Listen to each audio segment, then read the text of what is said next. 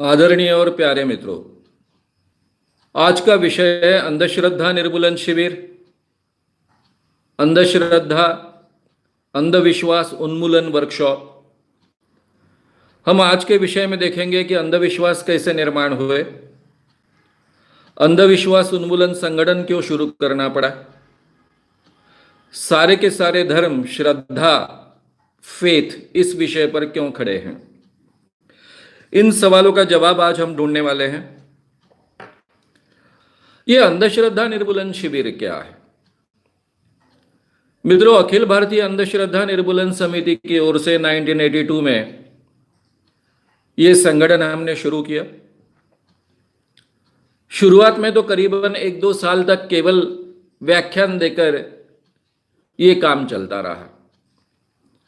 चमत्कार प्रात्यक्षिक के साथ मैं व्याख्यान देता था, दिन में 2-3 व्याख्यान देता था, क्योंकि फुल टाइम काम कर रहा था। महीने में 26 दिन तक काम करता था। व्याख्यान के बाद में कई आह्वान प्रति आह्वान होते थे, कई एक्सपोजर्स होते थे। कुछ ही माह में मेरा कॉलम भी शुरू हो गया था दैनिक लोकमत में। और शुरुआत में यह विषय पूरी तरह से नया था। लोग पहली बार ऐसी कोई बात सुन रहे थे जाहिर तरीके से। खास कर मैंने टारगेट किया था स्कूल्स और कॉलेजेस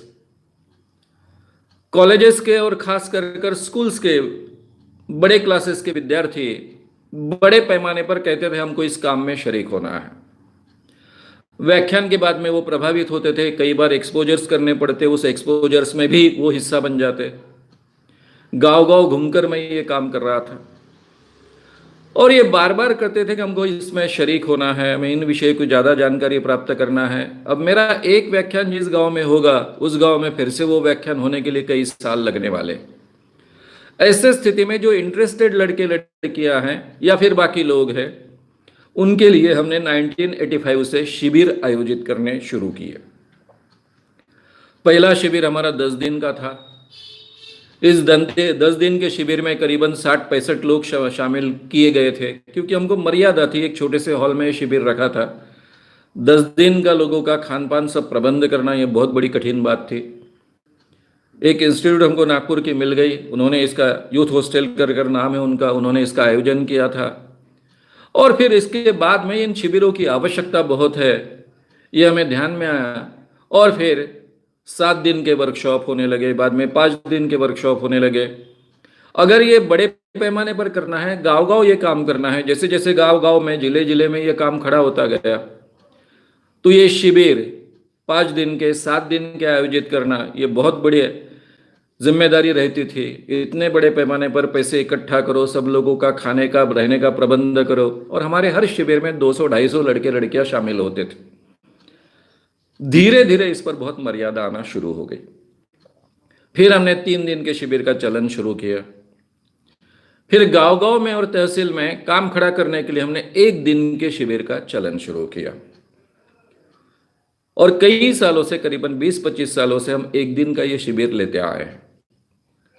जो भी लोग शुरुआत में इस काम में शरीक होना चाहते हैं, इस काम के बारे में जिनके मन में आकर्षण है, या फिर जो लोग ये जिम्मेदारी मानते हैं कि लोगों के अंधविश्वास दूर करने में हमने हाथ बटाना चाहिए, ये देश निर्माण करने के लिए बहुत महत्व की बात है, तो उन लोगों के लिए हमने 1 दिन के शिविर का आयोजन गांव-गांव शुरू किया। अभी जब ये सम्मेलन हमने आयोजित किया, तो ये मानकर हम चल रहे हैं कि ये सम्मेलन में आने वाले लोग कुछ तैयार होकर आएंगे। कहने का मतलब ऐसा है कि इस विषय की जो प्राथमिक जानकारी है वो सब उनको होगी।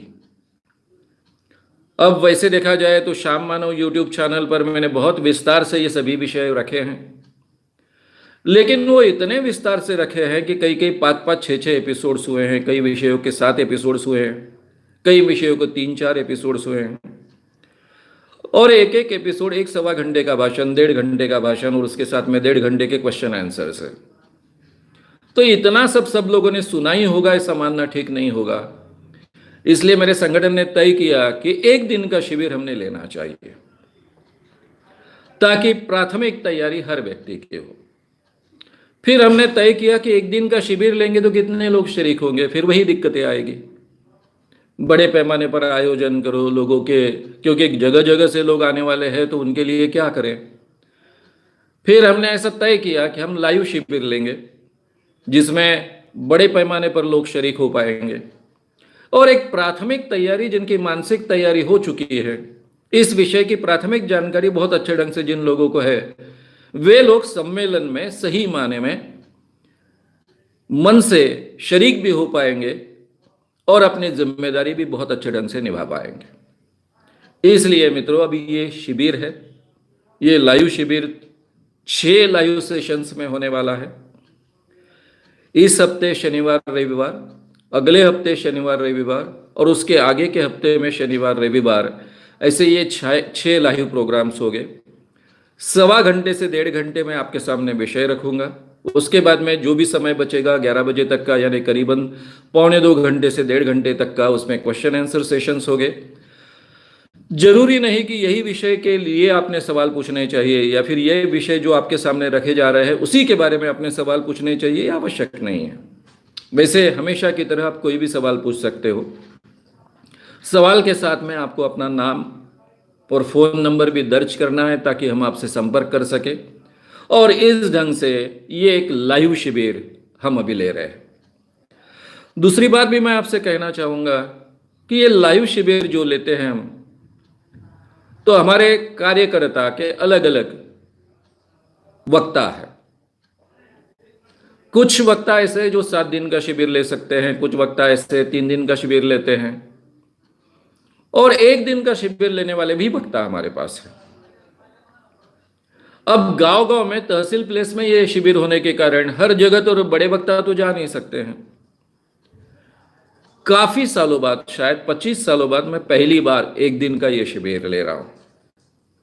इसके पहले हमने 1 दिन का शिविर लिया है, लेकिन वो जादू टोना विरोधी कानून और अंधविश्वास, यानी उसका विषय था जादू टोना विरोधी कानून और वैज्ञानिक दृष्टिकोण। इस विषय पर मैंने एक लाइव शिविर लिया था। उसके बाद में पहली बार इतने सालों बाद 1 दिन का शिविर मैं खुद ले रहा हूं। इस शिविर में हम विषय कौन कौन से ले रहे हैं? अंधविश्वास कैसे निर्माण हुए, अभा अनीसा का शॉर्ट में परिचय, ये अभा अनीस के संगठन की जो भूमिका है, हम धर्म भगवान के खिलाफ नहीं, भगवान और धर्म के नाम पर होने वाली ठगी और शोषण के खिलाफ है।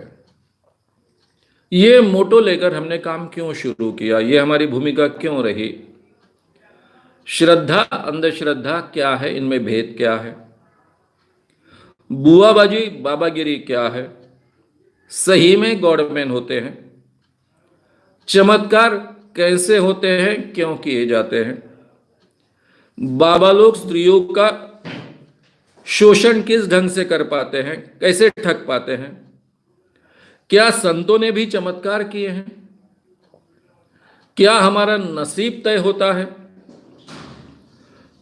फल ज्योतिष कितना सच कितना झूठ, क्या भूत होते हैं, भानामती पोल्टेरिजिस्ट फेनोमेना क्या है, मंत्र तंत्र जादू टोना क्या होता है, शरीर में देवी देवता आते हैं, नजर लगना संभव है कितना सच। इतने 15 विषय हम ये 6 लाइव प्रोग्राम्स में तय कर रहे हैं, कवर कर रहे हैं और ये करीबन 7.5 घंटे से लेकर 9 घंटे तक का शिविर होने वाला है। मैं शुरुआत में ही कहूंगा कि आप सब ने इस विषय में थोड़ी बहुत जिसको जिज्ञासा है, चाहे काफी अंधविश्वास अभी बाकी हो या फिर हमें यह भी ना मालूम हो कि यह हमारे अंधविश्वास है, ऐसे भी लोग इसे सुने, खुद भी सुने, दूसरों को भी सुनने के लिए प्रवृत्त करें। यह प्राथमिक शिविर है, लेकिन हमारी पूरी इस विषय के बारे में तैयारी कर लेता है, हमारा बेस तैयार करता है। ऐसा ये विषय यानी ऐसा एक शिविर है। तो मित्रों, हमको 28 फरवरी को नागपुर के इस अधिवेशन में शामिल होना है। आओ, अंधविश्वास छोड़ो, विज्ञानवादी बनो क्यों बनो? क्योंकि देश को बलवान बनाओ। इसके लिए ये अधिवेशन आयोजित किया गया है। अंधविश्वास उन्मूलन राष्ट्रीय सम्मेलन इसको कहा गया है। बाकी की जानकारी आपको डिस्क्रिप्शन में मिल जाएगी। अभी मित्रों, हम विषय की शुरुआत करते हैं। क्या पहले से थे? इसलिए हमें पूरी मानव जाति की कहानी समझ लेनी पड़ेगी। आप सभी जानते हो कि करीबन 450 करोड़ साल पहले पृथ्वी सूरज से अलग हुई। पृथ्वी और बाकी के ग्रह सूरज के इर्द गिर्द घूमते रहे। पहले तो वो सूरज से फूटने के कारण, अलग होने के कारण बहुत गर्म थे। धीरे धीरे वो ठंडे होते गए। उनका रूपांतरण द्रव और घन में होता गया और पृथ्वी ठंडी होती गई। करीबन 350 करोड़ साल पहले पृथ्वी पर इस ढंग का वातावरण निर्माण हुआ होगा कि जिसमें प्राणी पनप सकते हैं। जीवन की शुरुआत की आवश्यकता के लिए अमीनो एसिड्स की आवश्यकता होती है, पानी की आवश्यकता होती है। पृथ्वी पर पानी निर्माण हुआ, अमीनो एसिड्स निर्माण हुए। पहला एक पेशीय प्राणी एमीबा जैसा इसी वातावरण में तैयार हुआ। शुरुआत में इसी में से उत्क्रांत होत इवोल्यूशन के जरिए अलग अलग जलचर प्राणी पैदा हुए। यही जलचर प्राणी फिर भूमि पर तैरने लगे, रेंगने लगे और उसमें से स्थलचर प्राणी निर्माण हुए। इस ढंग से पूरी की पूरी प्राणी सृष्टि और वनस्पति सृष्टि इस पृथ्वी पर निर्माण होने लगी। हम सभी डार्विन का उत्क्रांतिवाद का सिद्धांत जानते हैं। मैं बहुत विस्तार से यह सिद्धांत कभी लेने वाला हूं। अभी इतना ही कहूंगा कि दो चीजों के जरिए यह परिवर्तन होता है।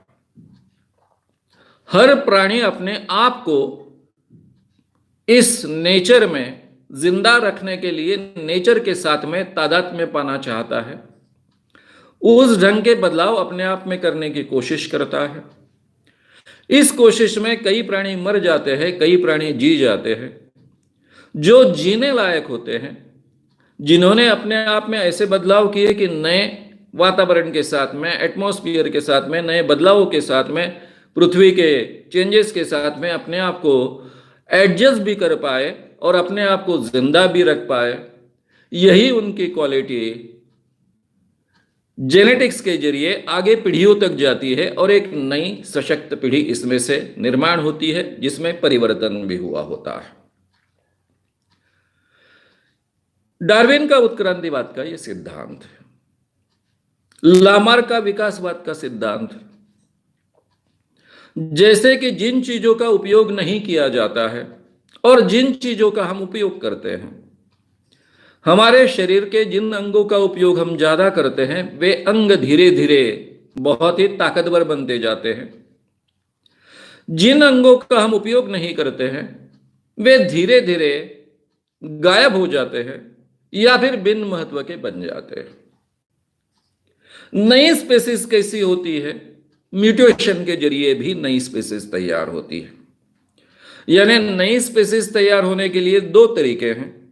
एक, अपने आप को नेचर के साथ में तादात्म्य पाने के लिए, नेचर के साथ में एडजस्ट करने के लिए, नेचर के नए वातावरण में नए बदलाव के साथ में खुद को जिंदा रखने के लिए जो परिवर्तन ये प्राणी करते हैं, ये परिवर्तन अगर अनुकूल है, जिंदा रखने के लिए बहुत महत्वपूर्ण है, तो आगे के पीढ़ियों में ये जेनेटिकली ट्रांसफर होता है और फिर वो प्राणी सहजता से, उस प्राणी की नई जमात सहजता से इस नए वातावरण में बहुत अच्छे ढंग से जी सकती है।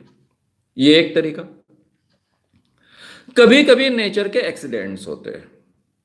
जिनको म्यूटेशन कहा जाता है। हम कभी सुनते हैं कि बच्चा पैदा होते वक्त उसको 2 मुंडियां थी, 4 हाथ थे, वगैरह वगैरह वगैरह।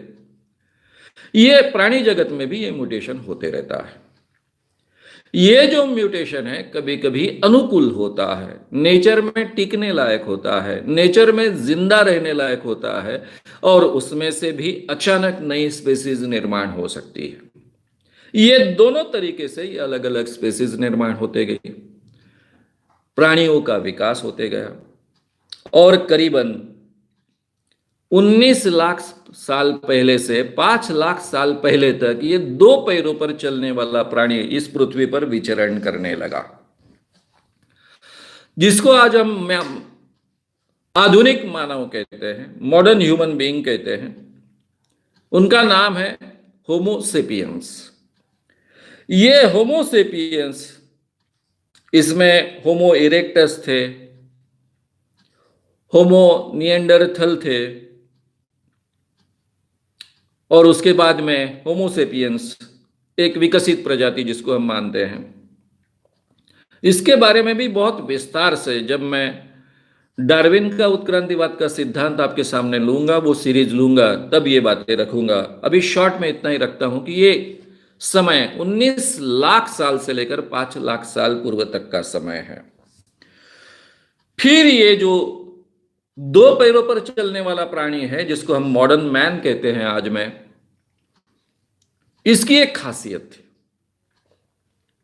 होमोसेपियंस में।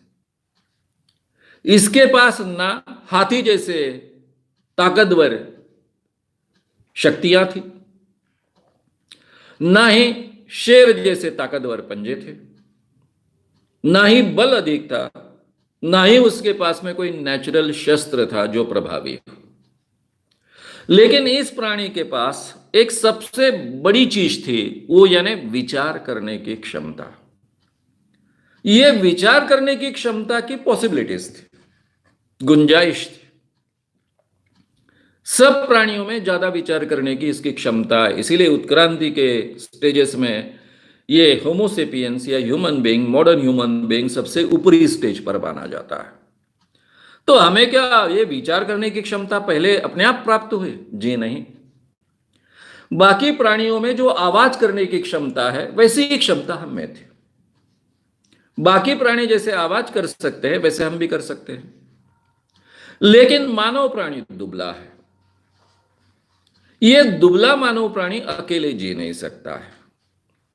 उसे जीने के लिए, जैसे फल फूल खाने के लिए उसके पास, यानी उसको संभव है फल फूल भी वो खा सकता है, उसी प्रकार उसे शिकार करने की आवश्यकता है। वो अकेले शिकार कर पाएगा ये संभव नहीं। उसे धीरे धीरे ध्यान में आया कि समूह में अगर शिकार करते हैं, कुछ लोग मिलकर शिकार करते हैं, तो आसानी से शिकार भी प्राप्त होती है और सबका पेट अच्छे ढंग से भरता भी है। अगर हमें सुरक्षा प्राप्त करनी है तो भी हम मिलजुल कर उसके साथ में लड़ाई कर सकते हैं, चाहे शेर हो चाहे और भी कोई हो, उससे अपनी सुरक्षा प्राप्त कर सकते हैं। तो इसलिए ये प्राणी दुबला होने के कारण, लेकिन विचार करने की क्षमता होने के कारण उसके ध्यान में आया कि जिंदा रहना है तो भी साथ मिलकर चलना होगा, और सुरक्षा पाना है, जीवित रहना है तो भी हमें एक दूसरे के साथ में सहयोग से ही काम करना होगा। और इसलिए ये जो जानकारी उसे प्राप्त हुई और उस ढंग से वो बर्ताव करने लग गया, इसलिए आगे चलकर हम कहते हैं कि man is a social animal. तो ये एनिमल सोशल बना। अब सोशल बना तो उसको सुरक्षा भी अपनी करनी है, तो सामूहिक कृति करनी है, शिकार भी करनी है तो सामूहिक कृति करनी है, और सामूहिक कृति करने के लिए उसने भाषा निर्माण की। ये जो शब्द मुंह से निकालने की क्षमता थी, आवाज निकालने की क्षमता थी, उसी में से उसने भाषा डेवलप की। इस प्राणी में विचार करने की क्षमता थी, इसलिए वो भाषा निर्माण कर पाया, और भाषा निर्माण करने की इसमें क्षमता थी, भाषा निर्माण कर पाया इसलिए और ज्यादा अच्छे ढंग से विचार कर पाया, ज्यादा गहराई से विचार कर पाया, ज्यादा गहराई से वो विचार कर पाया इसलिए और प्रगत भाषा वो निर्माण कर पाया। इस ढंग से भाषा का विकास, विचार करने की क्षमता, विचार करने की क्षमता के कारण और भाषा का विकास, और भाषा के विकास के कारण और विचार करने की गहराई की क्षमता, इस ढंग से ये रेसिप्रोकली उसकी क्षमताएं बढ़ती गई। भाषा के विकास के साथ में उसकी विचार करने की क्षमता भी बढ़ते गई। ये केवल अकेले मानव प्राणी में इतने तेजी से हुआ। बाकी प्राणियों में भी भाषा विकसित होती है, लेकिन वो बहुत मर्यादित भाषा होती है।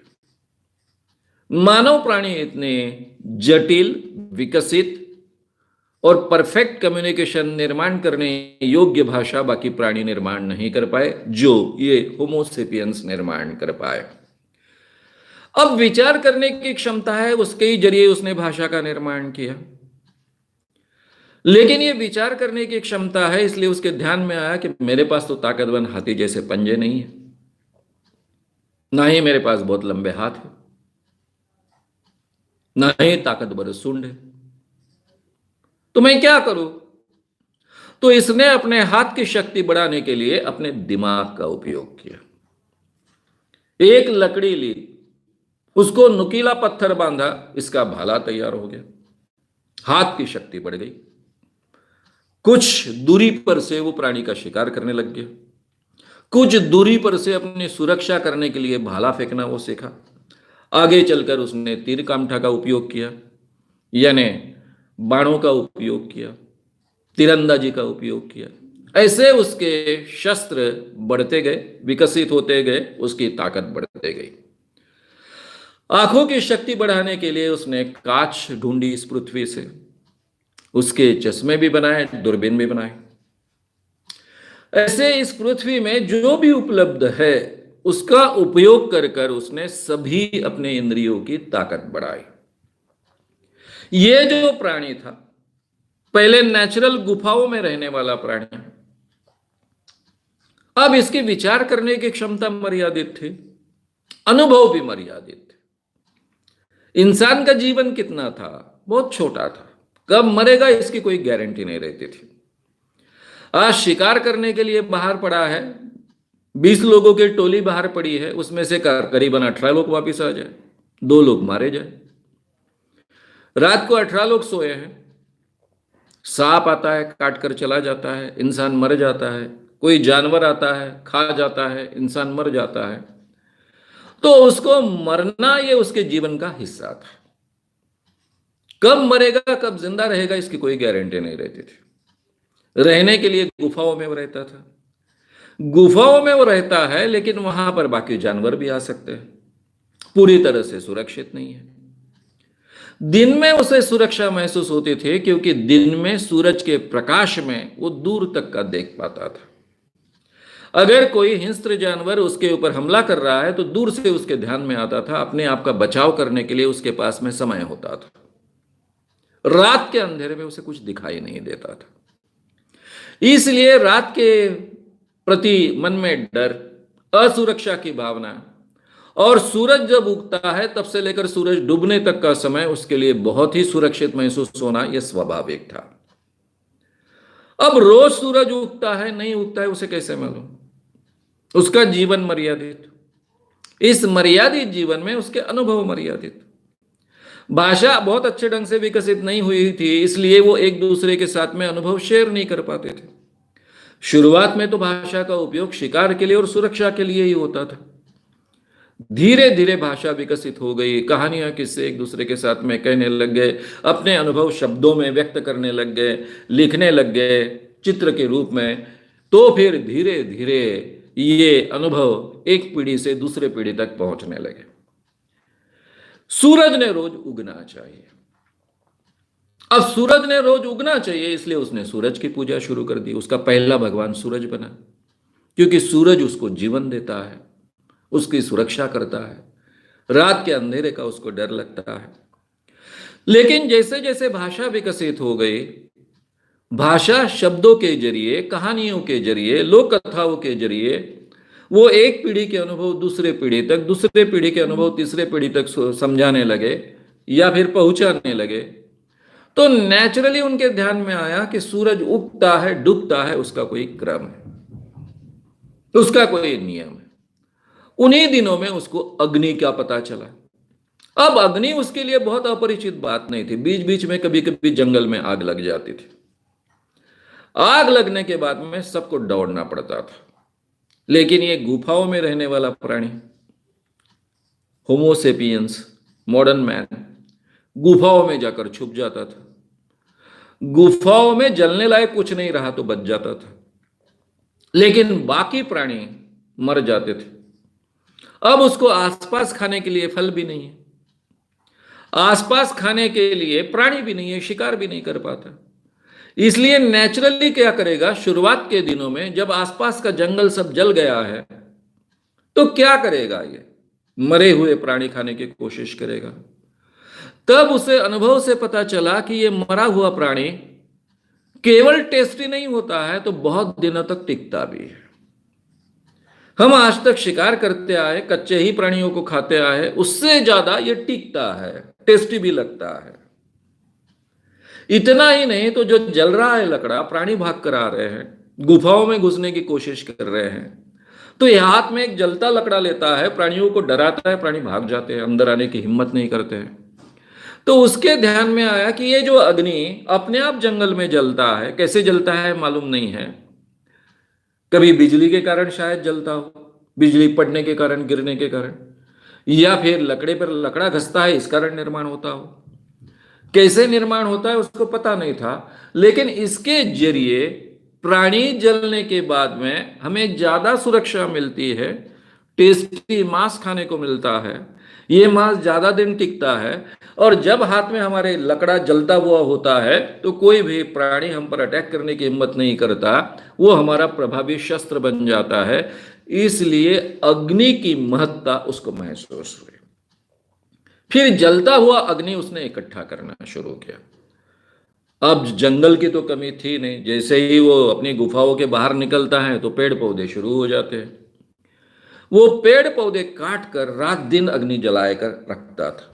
इसी में से आगे चलकर हमारी यज्ञ संस्था भारत में पैदा हुई, क्योंकि तब उसे पता नहीं था कि ये जो अग्नि है ये मैं निर्माण कर सकता, मैं खुद उसको जला सकता। इसलिए उसका अभी सूरज के बारे में तो उसका ज्ञान बढ़ चुका था।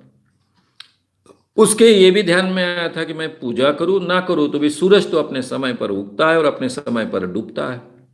हाँ, कभी कभी थोड़ा सा अंधेरा हो जाता है, बादल आ जाते इस कारण अंधेरा होता है, बादल छटने के बाद में सूरज फिर दिखने लगता है, या फिर कभी कभी उसको ग्रहण लगता है। तब वो ज्यादा डर जाता था, क्योंकि बादल तो परिचित थे लेकिन ग्रहण इतना परिचित नहीं होता होगा, तो नेचुरली वो डरता होगा।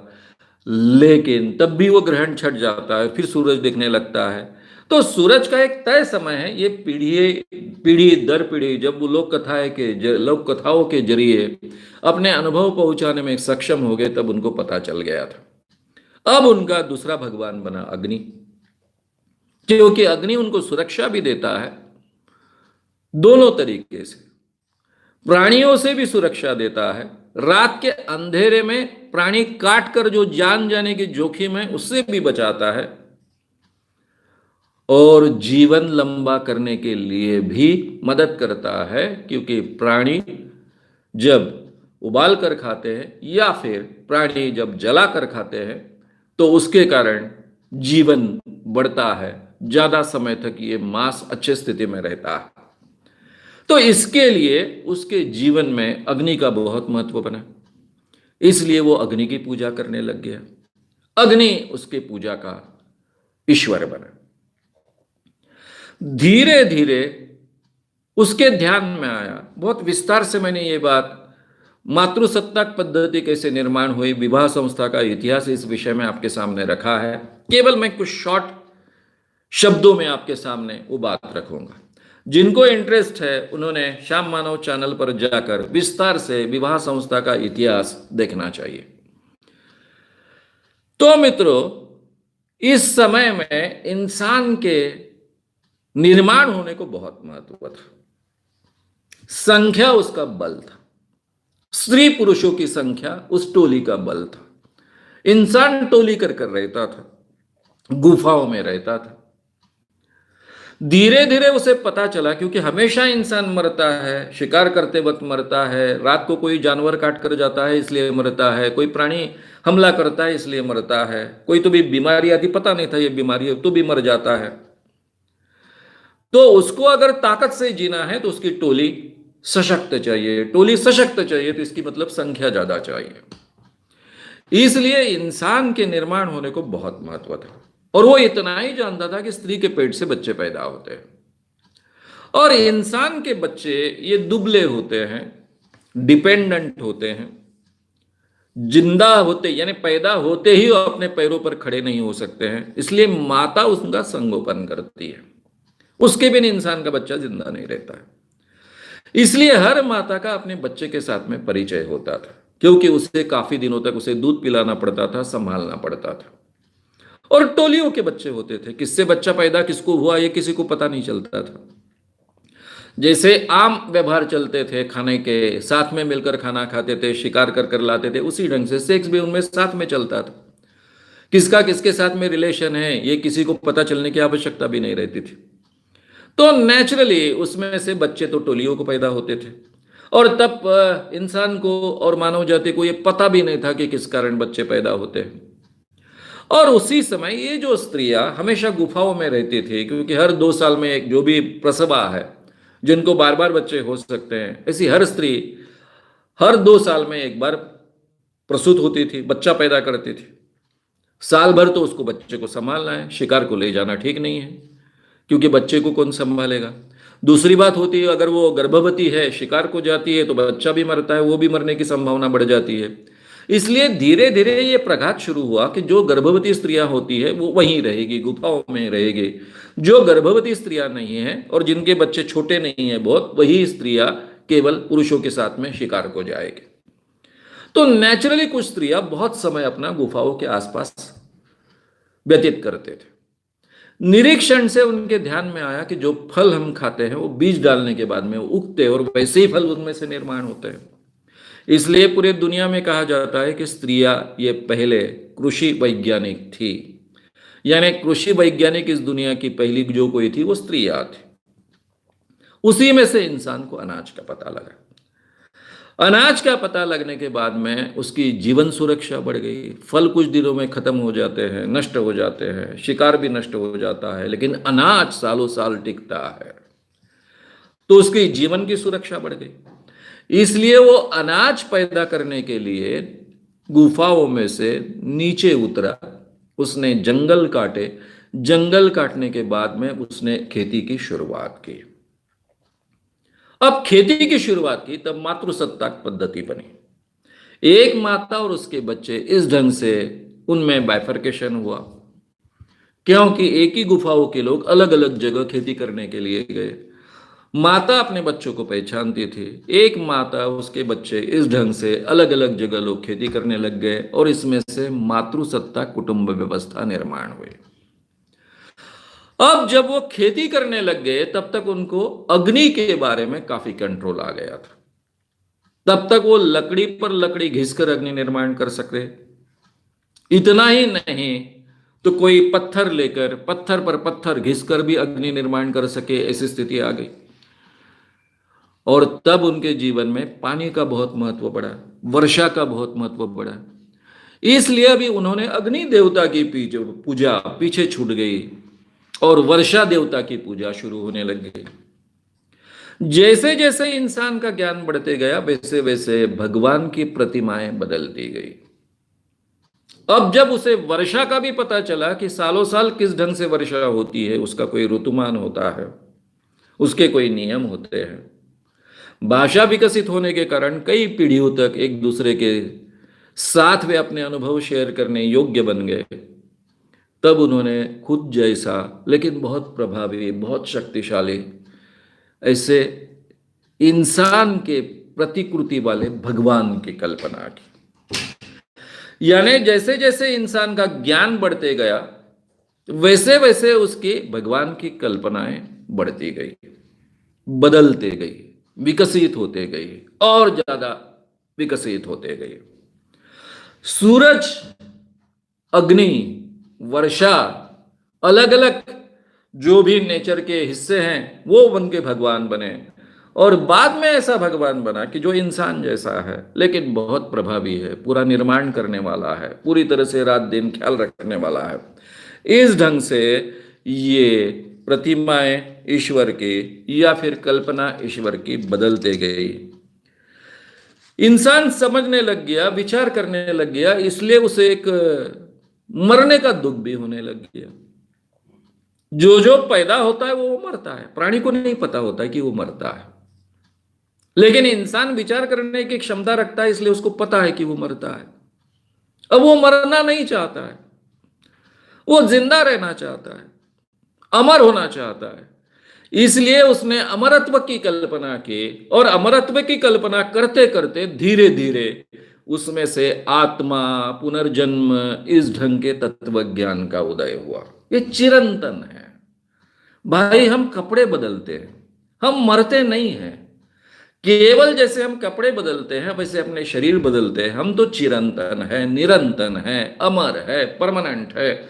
इस ढंग के तत्व ज्ञान इंसान ने निर्माण किए, क्योंकि वो उसकी मानसिक आवश्यकता भी थी।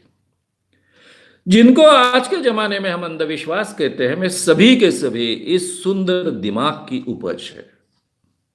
इस सुंदर दिमाग की वो प्रतिभा है। चाहे वो आत्मा की कल्पना हो, चाहे वो पुनर्जन्म की कल्पना हो, चाहे वो चिरंतन जिंदा रहने की कल्पना हो, चाहे वो अमरत्व की कल्पना हो, ये उसके सुंदर प्रतिभा का आविष्कार है, उसके दिमाग के विचारों की एक क्षमता है। और इस ढंग से ये इतिहास गए, हम अगर सोचेंगे तो 19 लाख से लेकर तो गए कम से कम 10,000 साल तक इस ढंग से ही ये इतिहास चलता रहा। धीरे धीरे हम विकास करते गए, उसी में से हमारे लग्न संस्था निर्माण हुई। क्योंकि जब तक मातृसत्ताक पद्धति थी तब तक कोई प्रॉब्लम नहीं था, स्त्री के पेट में से ही बच्चा पैदा होता है।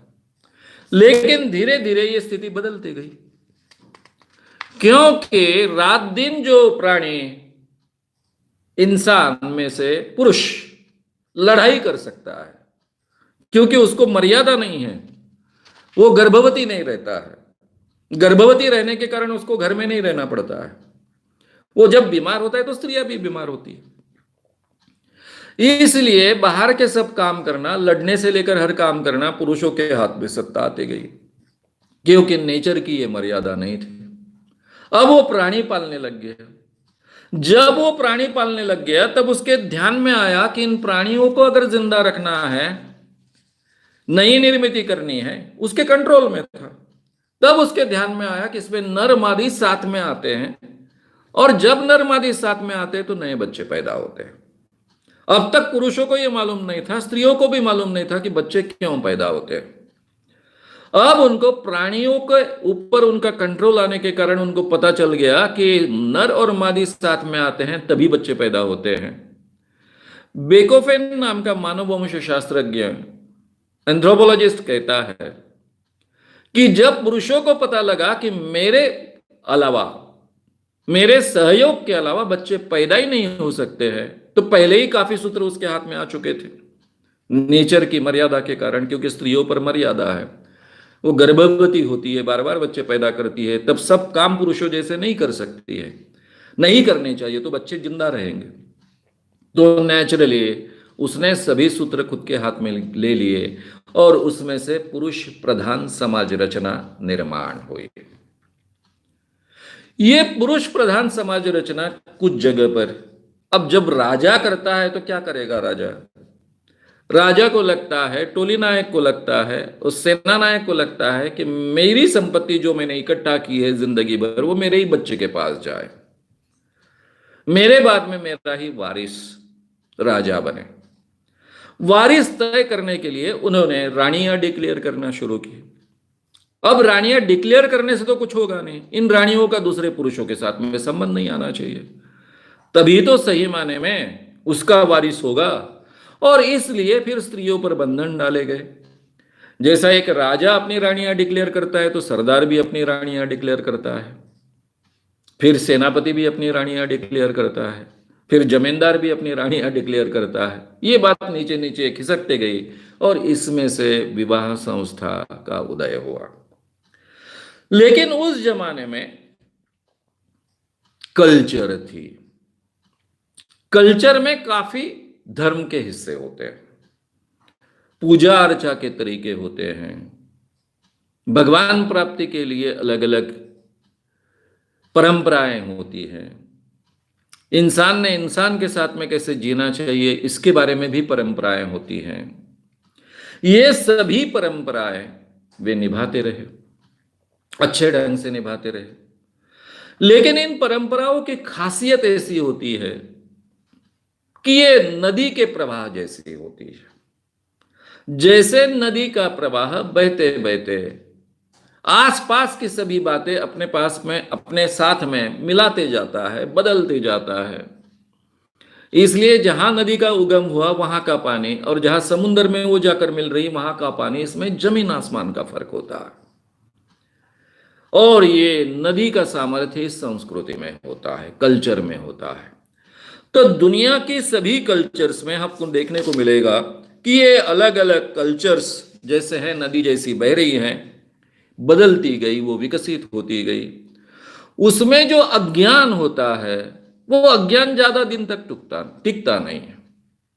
जैसे ही नया प्रकाश आता है तो पुराना अंधेरा छट जाता है। उस ढंग से ये नया ज्ञान प्राप्त होने के बाद में वो अज्ञान को छोड़ देता था, इजीली नया ज्ञान स्वीकारता था। इसलिए ये कल्चर, संस्कृति है, ये बहुत अच्छे ढंग से विकसित होते गई, लेकिन वो बहुत बदलने के लिए सक्षम भी रहे, नदी जैसे प्रवाही रहे। बड़ी बड़ी कल्चर्स निर्माण हुई। भारतीय कल्चर जिसको हम शायद सिंधु संस्कृति कहते हैं, Chinese culture, Babylon, Assyrian, Sumerian, Roman, Greek, ये कुछ फेमस काफी सालों तक जिंदा रही कल्चर्स हैं। इससे भी काफी अलग अलग कल्चर्स हैं, लेकिन वो आज जिंदा नहीं है, इसलिए उसके बारे में हम बहुत चर्चा नहीं करते।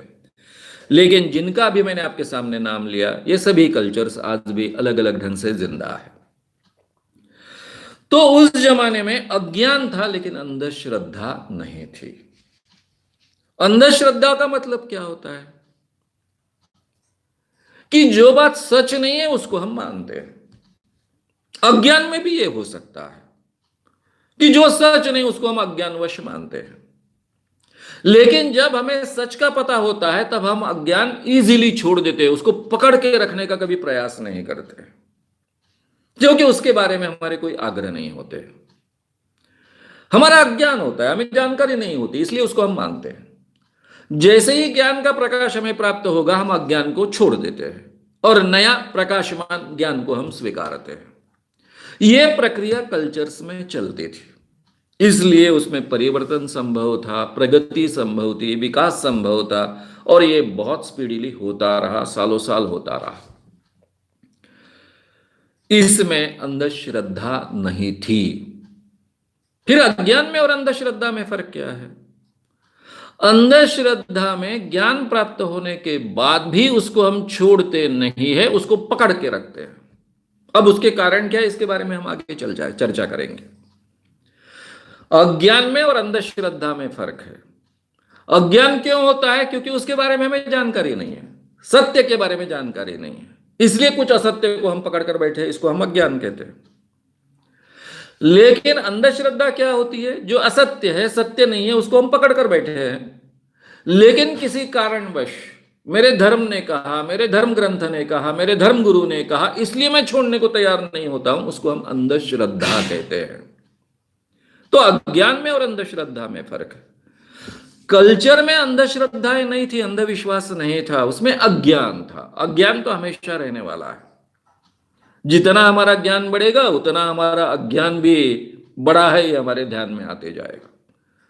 लेकिन अंधश्रद्धा नहीं थी उसके साथ में, क्योंकि जैसे ही ज्ञान का प्रकाश आता था वो बदल जाती थी। ये प्रक्रिया रुकने का काम कब शुरू हुआ?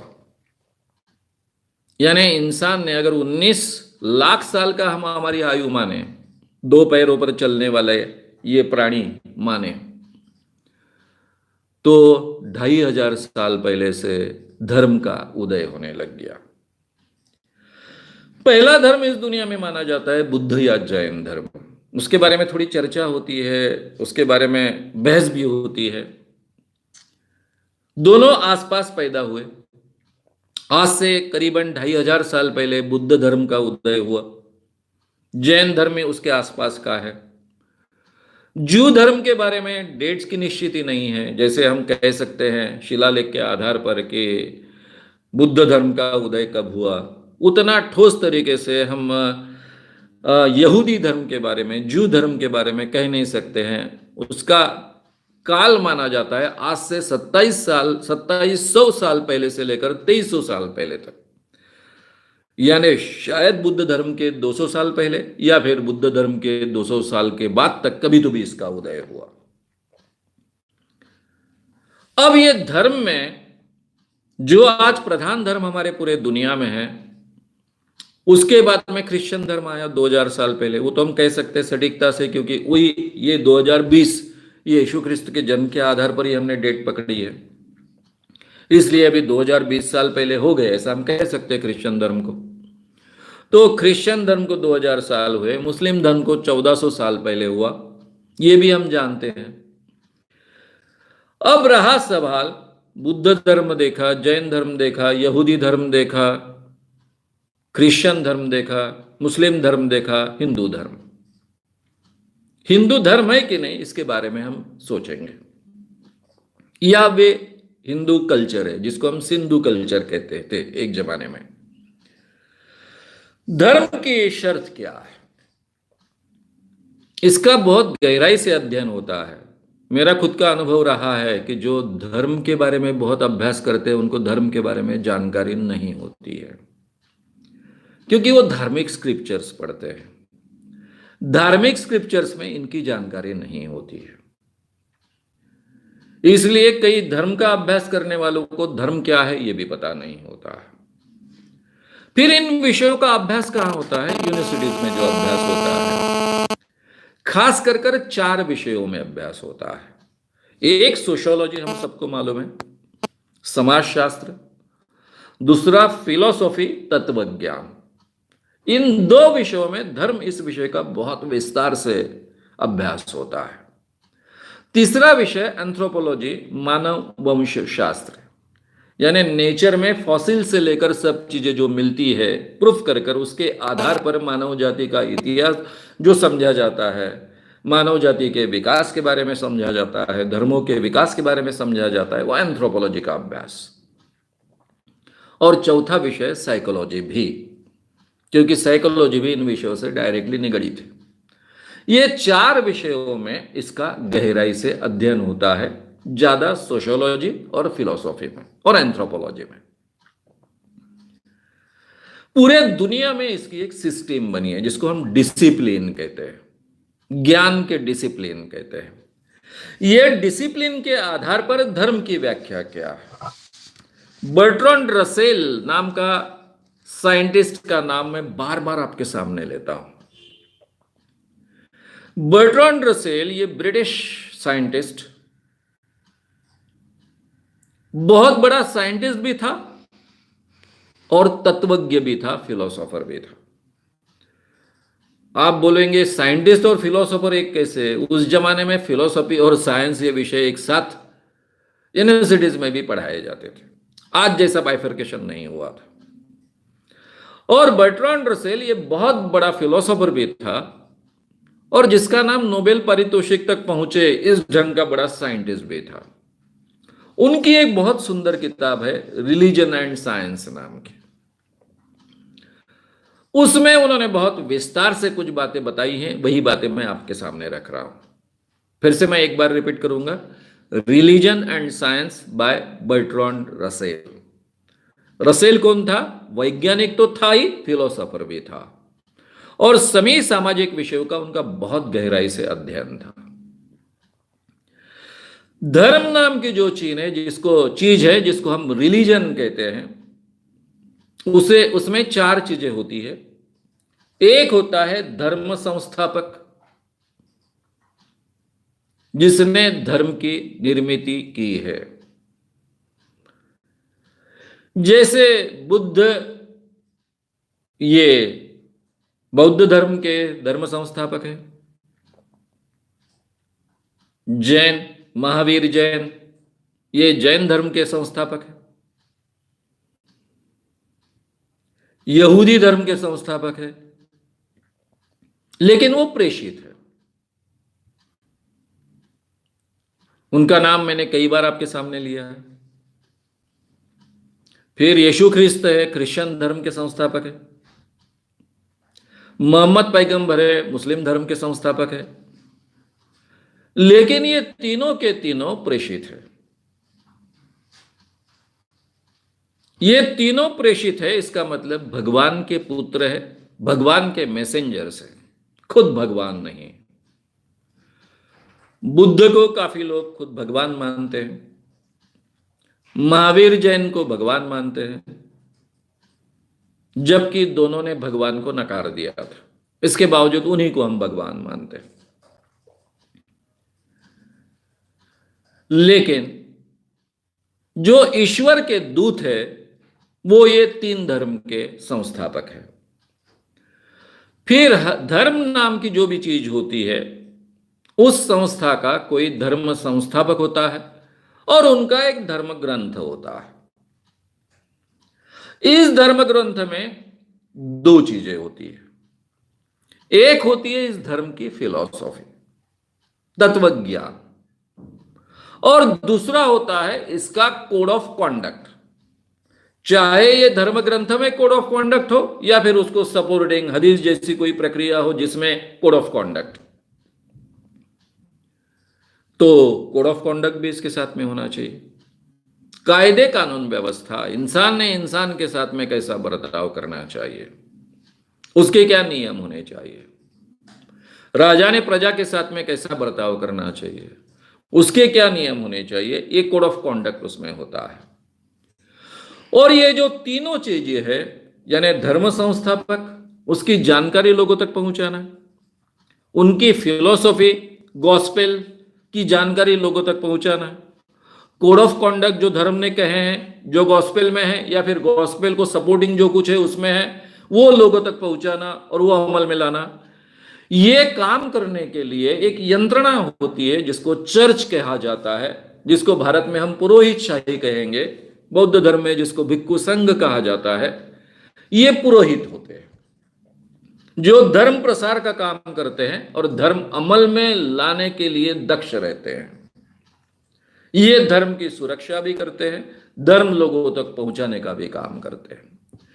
तो ये चार संस्थाएं होती है, एक धर्म संस्थापक, दूसरा गॉस्पेल, धर्म ग्रंथ जिसको हम कहते हैं, जिसमें फिलॉसफी हो सके या फिर स्वतंत्र रूप से कोड ऑफ कॉन्डक्ट हो या इसमें हो, और चौथी बात, महत्व की बात, इन सबको अमल में लाने वाला, उसको नियंत्रित करने वाला, इसका प्रचार और प्रसार करने वाला, नियंत्रण, प्रचार और प्रसार दोनों करने वाला, ये चर्च या पुरोहित का संघ या भिक्खु संघ। ये चार चीजें साथ में आने के बाद में वो धर्म बनता है। इस धर्म की व्याख्या में बुद्ध, जैन, क्रिश्चियन, यहूदी, मुस्लिम ये धर्म बैठते हैं। इस व्याख्या में हिंदू धर्म बैठता नहीं है, क्योंकि हिंदू धर्म का कोई संस्थापक नहीं है।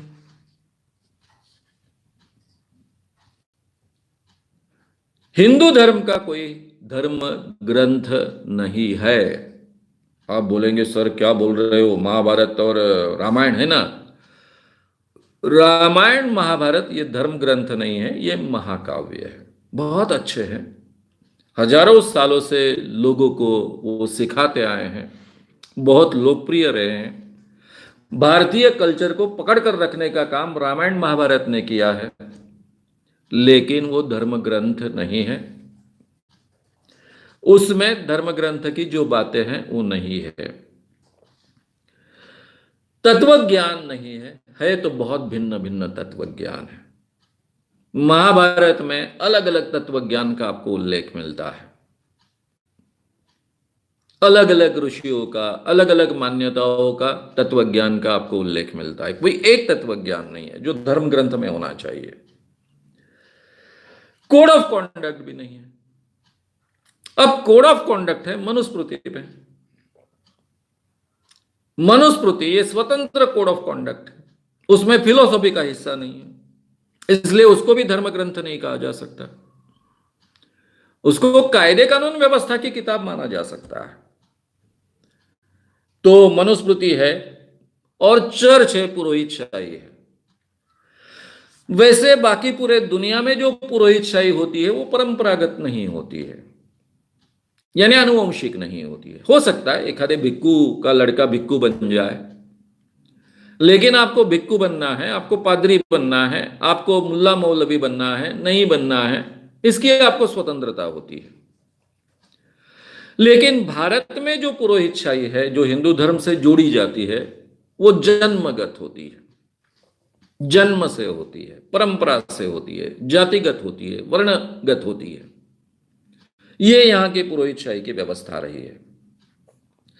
तो मित्रों, हमने अभी समझ लिया कि धर्म नाम की क्या चीज है। ये धर्म का उपयोग यानी उदय हुआ। अब देखिए, जैन धर्म भी बहुत पुरोगामी था, प्रोग्रेसिव था। उस जमाने के काफी अंधविश्वास के खिलाफ वो खड़ा हुआ था, यानी अज्ञान के खिलाफ खड़ा हुआ था, हम ऐसा कहेंगे। बुद्ध धर्म तो बहुत रैशनल माना जाता है, यानी ईश्वर की कल्पना न करने वाला, आत्मा की कल्पना न करने वाला भी बुद्ध धर्म कहा जाता है। आगे चलकर उसमें क्या चीजें आई उसके बारे में मैंने बहुत विस्तार से धर्म और चमत्कार इस विषय में आपके सामने रखी है। लेकिन ये दोनों धर्म विकसित होते गए। जब वो बने, शायद तब पता नहीं था बुद्ध को या फिर महावीर जैन को कि मेरा धर्म आगे चलकर 2600 साल तक, 2500 साल तक चलने वाला है। बुद्ध ने कहा था कि निरंतर बदलाव को हमेशा स्कोप होना चाहिए, लेकिन नहीं रहा। हम पकड़ कर बैठ गए, सभी धर्म पकड़ कर बैठ गए, क्योंकि ये जो पुरोहितशाही है, चर्च है, धीरे धीरे उसके वेस्टेड इंटरेस्ट निर्माण होते हैं, पूरे समाज पर उसकी पकड़ होती है, राजा भी उसके अनुसार उसे चलना पड़ता है। तो naturally absolute power corrupts absolutely, ये बात सभी धर्मों के पुरोहितों के बारे में हुई। और जो धर्म में पहले था नहीं, ये शब्द प्रामाण्य नाम की चीज उसमें आ गई। ये जो इसमें कहा गया वो अंतिम है। अब कोई भी धर्म ग्रंथ धर्म संस्थापक ने लिखा नहीं है, एक भी नहीं लिखा है। सभी धर्म ग्रंथ, इवन मोहम्मद पैगंबर के बाद में उनके शिष्य ने सभी चीजें इकट्ठा की और उसमें से कुरान निर्माण हुआ। कुरान मोहम्मद पैगंबर ने खुद सुना है ऐसा माना जाता है, उन्होंने खुद लिखा ऐसा नहीं माना जाता है। सेम थिंग यहूदी धर्म की बात है, उनके प्रेषित ने केवल वो सुना है, उनको सुनाई दिया, वो बाद में किसी ने लिखा है। सेम थिंग बुद्ध धर्म के बारे में है, सेम थिंग जैन धर्म के बारे में है, सेम थिंग क्रिश्चियन धर्म के बारे में है। बाद में इसमें खुद धर्म संस्थापक ने ये बातें कही नहीं कही हमको पता नहीं, गारंटेडली हम कह नहीं सकते, लेकिन आगे चलकर इसमें तर्क के लिए जगह बची नहीं। ये अंतिम सत्य है, उसमें लिखी हुई हर बात ईश्वर प्रणीत है, सनातन है, चिरंतन है, ये माना गया। और उसमें नए ज्ञान के लिए अवसर नहीं रहा, पूरी तरह से उसको बंद कर दिया गया, यानी उसके लिए तर्क के लिए जगह नहीं। जो भी हम पर संस्कार होते हैं, धार्मिक संस्कार, वो वैसे के वैसे ही वहां रहे, उसमें कोई परिवर्तन की गुंजाइश नहीं है, परिवर्तन करना भी संभव नहीं है। ऐसी स्थिति है। ऐसी स्थिति में ये धर्म का टोटली पूरे दुनिया पर जो परिणाम रहा वो इस ढंग का रहा कि लोग कोई भी नई बात स्वीकार नहीं सकते थे। नई बात स्वीकारना उनके लिए असंभव सा हो गया, क्योंकि इन नई बातों को स्वीकारने के खिलाफ सबसे जो ताकतवर है, कौन ताकतवर है? पुरोहित, चर्च, वो इसके खिलाफ खड़ा हो जाता था। और ये जो चर्च खड़ा होता था, पुरोहित परंपरा इसके खिलाफ खड़ी होती थे, इसलिए नई बात को स्वीकारा नहीं जाता था। इसका मतलब 2500 साल में धर्म ने कोई अच्छा रोल नहीं अदा किया, बहुत अच्छा रोल अदा किया। धर्म ने एक ऑर्गेनाइज सिस्टम तैयार की, एक डिसिप्लिन निर्माण की, लॉ एंड ऑर्डर सिचुएशन निर्माण की।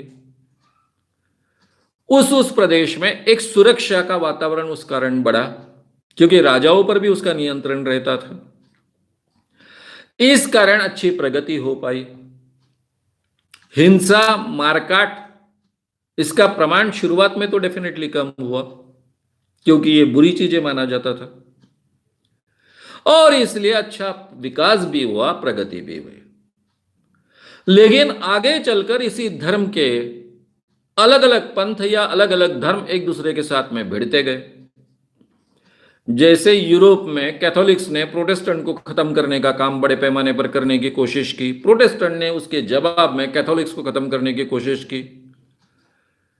मुस्लिम और क्रिश्चियनों के भी झगड़े चलते रहे, पवित्र भूमि को लेकर भी चलते रहे और धर्म को लेकर भी चलते रहे।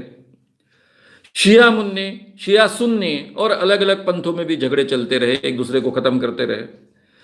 यानी शुरुआत में प्रगति की भी हुई, विकास भी हुआ, और आगे चलकर धर्म के नाम पर मारकाट भी हुई, हिंसा भी हुई। दोनों तरीके का आपको चरित्र धर्म के कारण निर्माण हुआ इंसान में ये दिखता है।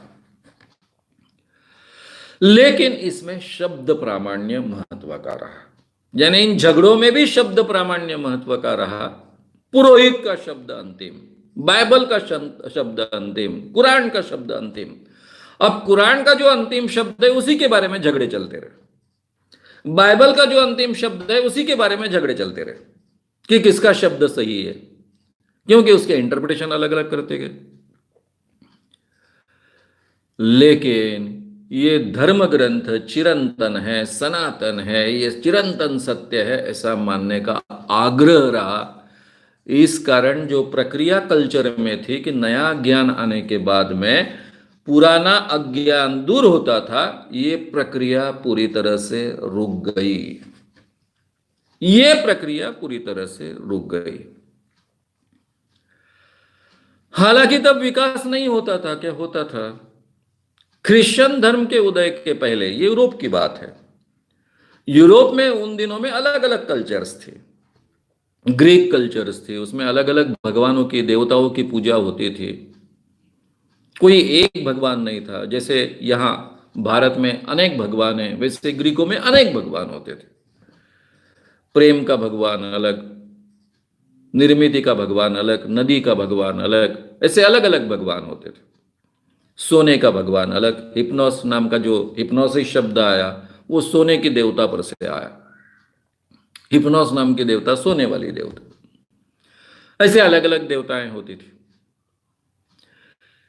एरिस्टोकर्स ऑफ सेमोस ने 2250 साल पहले, यानी यीशु ख्रिस्त के 250 साल पहले कहा था कि पृथ्वी गोल है और सूरज के इर्द गिर्द घूम रही है। उसने ये बात अपने आप नहीं कही थी, गणित के आधार पर कही थी। जो ग्रहगोल तारों का बहुत ही विस्तार से अभ्यास करता था, बहुत बड़ा खगोल शास्त्री था, उसने ये बात कही। टॉलेमी उसके कुछ सालों बाद उससे भी बड़ा साइंटिस्ट माना गया, तत्वज्ञान के क्षेत्र में भी और साइंस के क्षेत्र में भी। और फिर टॉलेमी ने बड़े पैमाने पर, बहुत बड़े पैमाने पर जो भी विज्ञान के अनुसंधान उसके नाम पर आए, उस कारण उसका नाम इतना बड़ा था टॉलेमी का। और टॉलेमी ने कह दिया कि एरिस्टोकर्स ऑफ सेमोस ने जो कहा वो बात झूठी है। पृथ्वी जियोसेंट्रिक है, पूरे विश्व के मध्य में है और वो सपाट है। यानी एरिस्टोकर्स ऑफ सेमोस ने गणित के आधार पर जो सच्चाई बताई उसकी कोई कीमत नहीं रही। और टॉलेमी का जो झूठा मत था, पहले से ही एस्टेब्लिश मत था, उस मत का उसने समर्थन किया, इसलिए एरिस्टोकोरस ऑफ सेमोस का इतना बड़ा ज्ञान नकारा गया। लेकिन यह अज्ञानवश हुआ था। टॉलेमी कोई पुरोहित नहीं था कि जिसके कहने का मतलब सबने स्वीकारना चाहिए, लेकिन बड़ा साइंटिस्ट था, बड़ा तत्वज्ञ था, इसलिए उसके मत को महत्व मिला। फिर उसके बाद में आर्यभट्ट ने 5वें शतक में यह बात कही, 5वें शतक के आखिरी में, 5वीं शताब्दी के आखिरी में, कि सूरज गोल है, पृथ्वी के इर्द गिर्द घूम रहा है। आर्यभट्ट बड़ा ज्योतिर्विद था, जिसके नाम से हमने सैटेलाइट भेजा है, पृथ्वी के इर्द गिर्द घूम रहा है। यह आर्यभट्ट कहता है पृथ्वी गोल है, सूरज के इर्द गिर्द घूमती है, लेकिन उस जमाने में उसकी बात को किसी ने स्वीकारा नहीं। उसने गणित के आधार पर यह बात कही थी। जो सवाल लोगों ने उठाए कि भाई पृथ्वी अगर गोल होती तो ये दूर दूर से जो प्रवासी आते हैं वो फिसल जाते ना, फिसल कर नीचे गिर जाते, या फिर सूरज में जो पंछी अपने घोंसलों में से उड़ते हैं, आकाश में विहार करते हैं, और जब शाम को वापस आते हैं तो उनको घोंसले अपनी जगह पर मिलते हैं। अगर पृथ्वी गोल घूमते रहते तो घोंसले कहां के कहां निकल जाते, पंछियों को कभी घोंसले नहीं मिलते। अब हमें वातावरण की कल्पना नहीं है, हमें गुरुत्वाकर्षण की कल्पना नहीं है, पृथ्वी के साथ में 200 किलोमीटर का वातावरण भी वैसे के वैसे घूमते रहता है, ये हमको पता नहीं है। उस जमाने में इन सवालों का जवाब आर्यभट्ट नहीं दे पाए, तो आर्यभट्ट ने जो इतनी बड़ी वैज्ञानिक बात कही वो नकारी गई। इसके पीछे भी धार्मिक कोई शब्द प्रामाण्य की बात नहीं थी, वो प्रूव नहीं कर पाया, इसलिए नकारी गई थी। फिर आगे कौन सी बात आई? दुनिया के इतिहास में 16वीं शताब्दी में ब्रूनो ने यह बात कही, कोपरनिकस ने यह बात कही, फिर बाद में गैलीलियो ने यह बात कही। ब्रूनो ने जो बात कही कि पृथ्वी गोल है, सूरज के इर्द गिर्द घूमती है, तो उसको जिंदा जलाया गया, क्योंकि ये मत बाइबल के खिलाफ था। और तब तक पुरोहित शाही यूरोप में बहुत ताकतवर बन चुके थे। सभी के सभी यूनिवर्सिटीज भी चर्चेस के माध्यम से चलती थी, उनका कंट्रोल पूरी तरह से चर्चेस का था, राजाओं पर भी था, यूरोप की समाज व्यवस्था पर भी था, और शिक्षा व्यवस्था पर भी था, ज्ञान की व्यवस्था पर भी था। कोपरनिकस के हाल हाल किए गए। गैलीलियो का मित्र खुद पोप था, दोनों वर्ग मित्र थे, एक ही जगह पर सीखे थे।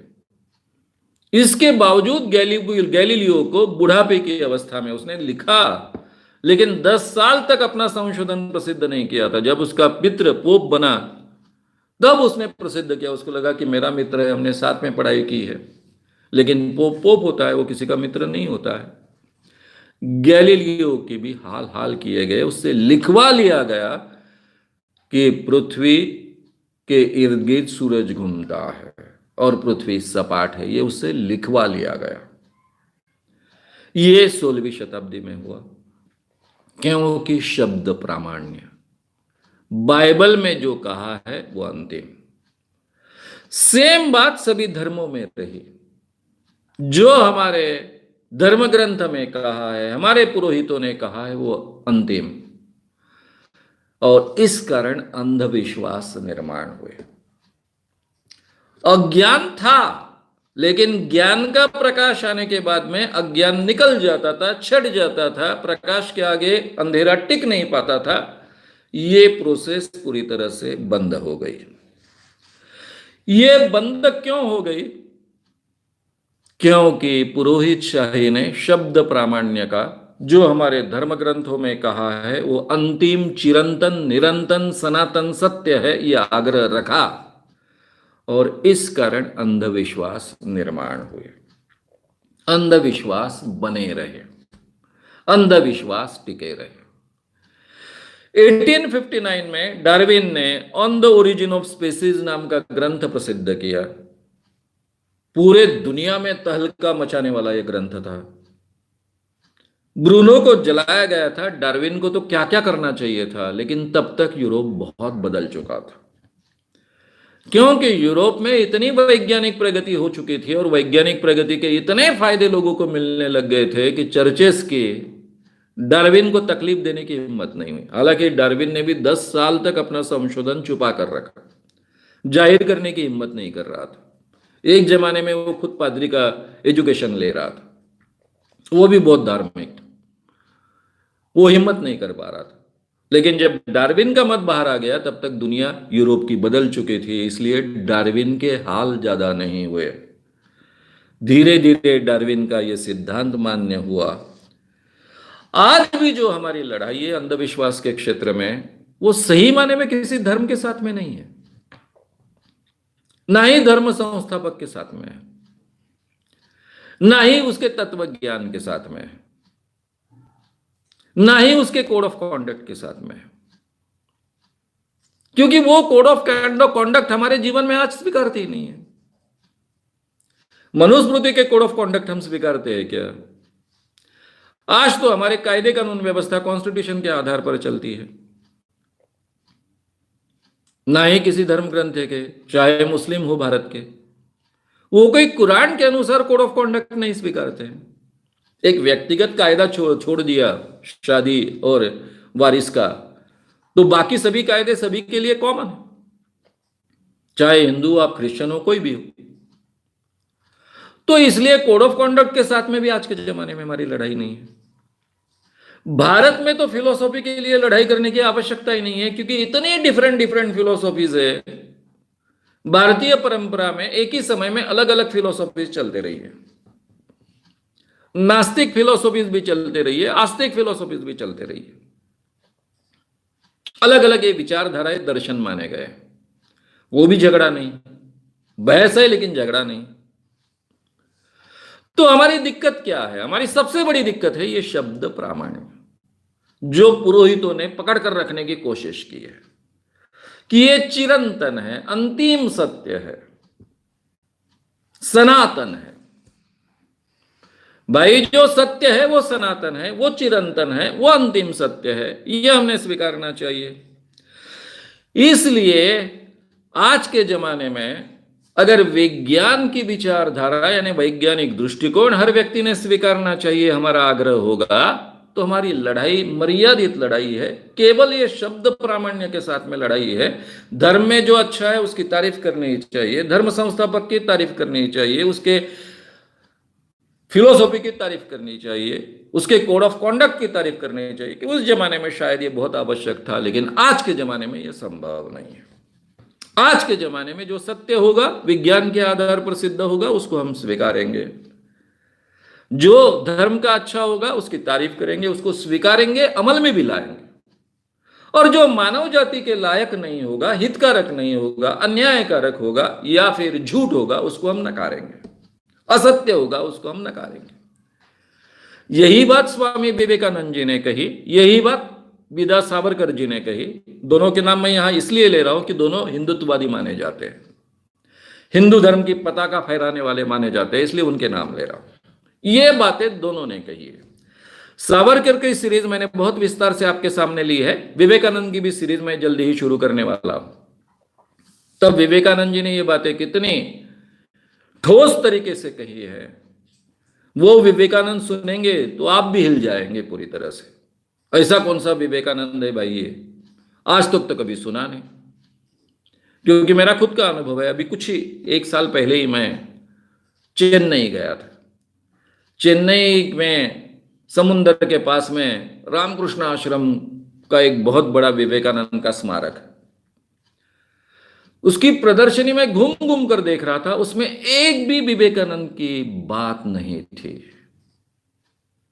यानी जो काम विवेकानंद ने सबसे ज्यादा किया, वो एक भी बात उस प्रदर्शन में नहीं थी। उसमें उन्होंने शिकागो में जो व्याख्यान दिया उसका बहुत बड़ा वर्णन है, लेकिन क्या बातें कही थी उसमें, जो सामाजिक बातें कही थी, उसका वर्णन उसमें नहीं है। मैंने कहा ये कौन से विवेकानंद है भाई? ये विवेकानंद जी तो नए हैं। इसलिए जो विवेकानंद मैं आपके सामने रखूंगा तो आपको भी बहुत शॉकिंग लगेगा कि ये बातें विवेकानंद जी ने उस जमाने में कही थी, आज से 100-125 साल पहले कही थी, इतने ताकत से कही थी। ये हिम्मत थी उस व्यक्ति की। तो कहने का मतलब ऐसा है कि ये पुरोहितों का जो शब्द प्रामाण्य होता है, जो उन्होंने पकड़ कर रखने की कोशिश की है, उसके साथ में केवल अपनी लड़ाई है। कोई भी धर्म पकड़ कर नहीं बैठता है, कोई धर्म संस्थापक उसको पकड़ कर नहीं बैठता है, उनके साथ में लड़ने की आवश्यकता नहीं है। इसलिए अगर आपको अंधश्रद्धाएं दूर करनी है तो लोगों को केवल सच स्वीकारने के लिए प्रवृत्त करना है, इतना ही है। तर्क के आधार पर, बुद्धि के आधार पर जो सच्चाई हमें प्राप्त होती है, जो सच हमें प्राप्त होता है, उसको खुले दिल से हमने स्वीकारना सीखना चाहिए, खुले मन से हमने स्वीकारना चाहिए।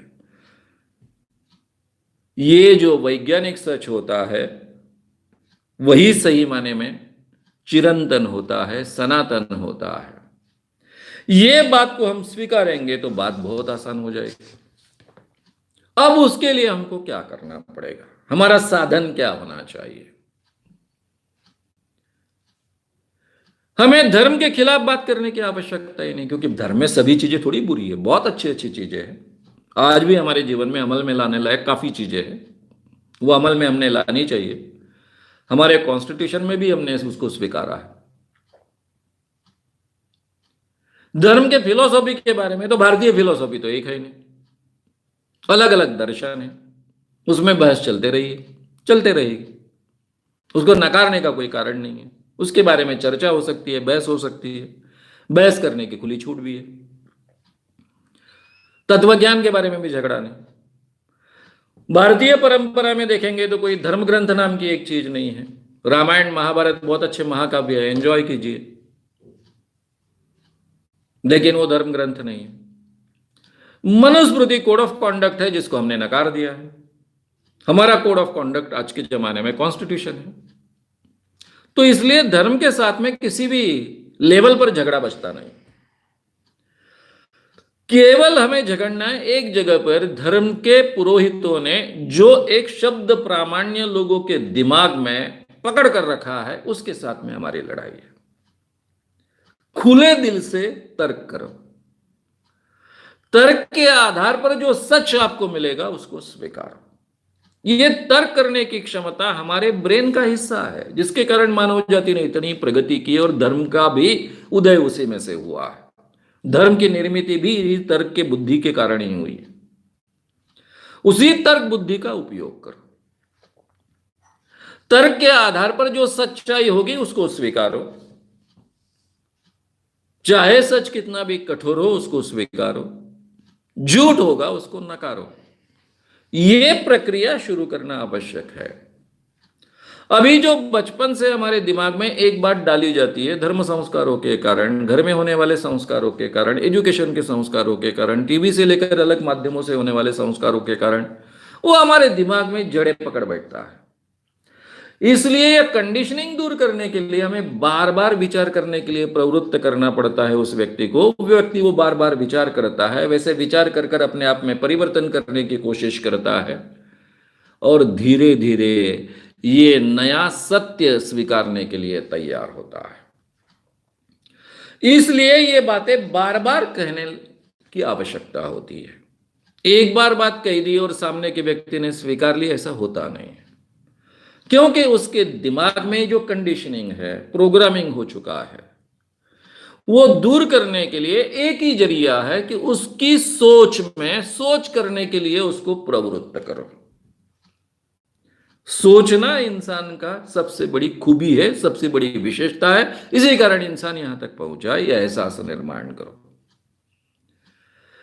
तर्क के आधार पर सोचो, उसके आधार पर जो सत्य मिलेगा उसको स्वीकारो, ये प्रवृत्ति उसमें निर्माण करो। इतना ही काम हमें करना है। शब्द प्रामाण्य को केवल हटाना है। बाकी इंसान में सोचने की क्षमता है, उसके ब्रेन के लेफ्ट हेमिस्फीयर का वो हिस्सा है। तर्क करने की क्षमता उसका नेचुरल हिस्सा है। उसको केवल जगाओ, उसको प्रवृत्त करो, उसको बढ़ावा दो। धीरे धीरे अंधश्रद्धाएं छट जाती है। इसलिए हमें अंधविश्वास दूर करने का काम करने का मतलब ऐसा है कि तार्किक बुद्धि के आधार पर जो सच हमें मिलेगा उसको स्वीकारो, जिसको आज के जमाने में हम वैज्ञानिक सोच कहते हैं, वैज्ञानिक दृष्टिकोण कहते हैं, उसको स्वीकारो। तो मित्रों, हमने बहुत विस्तार से देखा कि अंधश्रद्धा की निर्मिति कैसे हुई। ये बहुत ही महत्व का विषय होने के कारण मैंने बहुत थोड़ा विस्तार लेकर, बहुत गहराई में तो नहीं गया। हाँ, यही विषय 4 घंटों में 6 घंटों में रखा जा सकता है, लेकिन थोड़ा गहराई में जाकर मैंने आपके सामने रखा ताकि हमारे ध्यान में आए कि अंधविश्वास कैसे निर्माण हुए, अंधश्रद्धाएं कैसे निर्माण हुए।